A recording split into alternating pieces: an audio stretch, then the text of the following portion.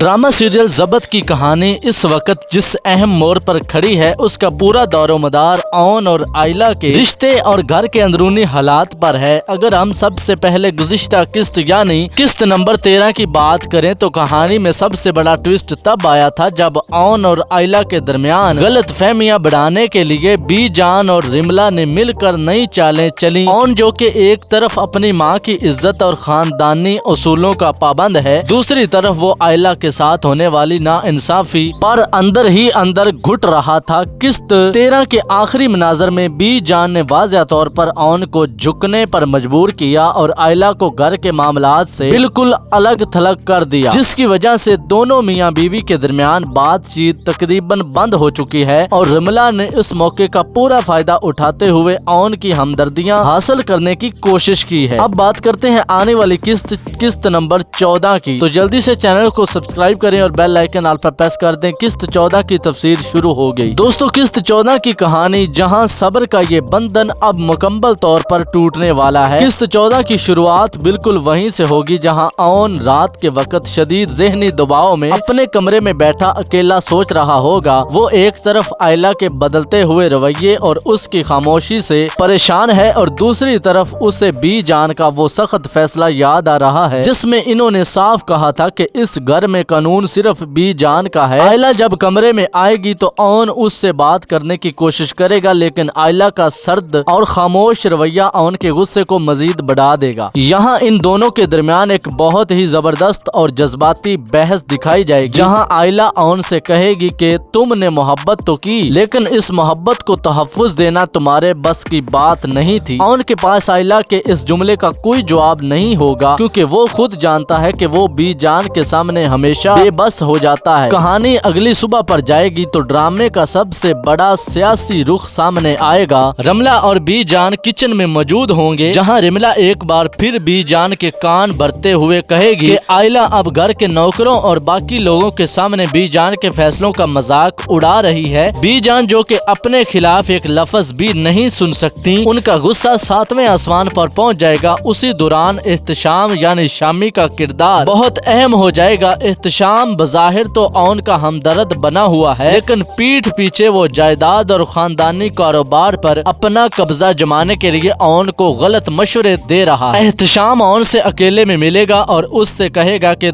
अगर तुमने अब भी आयला को कंट्रोल नहीं किया तो बी जान तुम्हें आ कर देंगी और कारोबार का सारा कंट्रोल मेरे हाथ में आ जाएगा। ऑन एहतशाम की इस चाल को समझ नहीं पाएगा और उल्टा अपनी बीवी पर शक करने शुरू कर देगा। इसके बाद किस्त 14 का वो मंजर आएगा जिसका नाजरीन को बहुत शिद्दत से इंतजार है। बी जान पूरे घर वालों को लाउंज में इकट्ठा करेंगी, जहां ऑन, एहतशाम, रिमला और आयला सब मौजूद होंगे। बी जान सब के सामने आयला पर ये इल्जाम लगाएंगी कि इसने घर के कुछ ऐसी कीमती चीजें या खानदानी दस्तावेजात को छेड़ा है जिनकी इसे इजाजत नहीं थी, और ये सीधी सीधी बी जान की अथॉरिटी को चैलेंज करने की कोशिश है। रिमला यहाँ जलती पर तेल का काम करेगी और कहेगी कि आयला खुद को इस घर की मालकन समझने लगी है। आयला जो अब तक हर जुल्म खामोशी से सह रही थी, अब उसका जबत टूट जाएगा। वो सब के सामने खड़ी होगी और बी जान की आंखों में आंखें डालकर कहेगी, आपको जायदाद या असूलों की फिक्र नहीं है, बल्कि आपको सिर्फ इस बात का डर है कि कोई आपके सामने सच बोलने की हिम्मत न करे। आयला का ये जुमला सुनते ही पूरे घर में सन्नाटा छा जाएगा। बी जान गुस्से से कांपने लगेंगी और वो ऑन की तरफ देखकर चीखेंगी कि देखो अपनी बीवी की जुबान, अगर आज तुमने इसका फैसला नहीं किया तो मेरा और तुम्हारा रिश्ता हमेशा के लिए खत्म। ऑन इस वक्त जिंदगी के सबसे बड़े इम्तिहान में होगा। एक तरफ उसकी माँ की अना और दूसरी तरफ उसकी बीवी की इज्जत नफ्स। ऑन गुस्से और बेबसी के आलम में आयला का हाथ पकड़ेगा और उसे कमरे में ले जाएगा और बंद कर देगा और उस पर चीखेगा कि तुम्हें बी जान से माफी मांगनी ही होगी, लेकिन आयला साफ इनकार कर देगी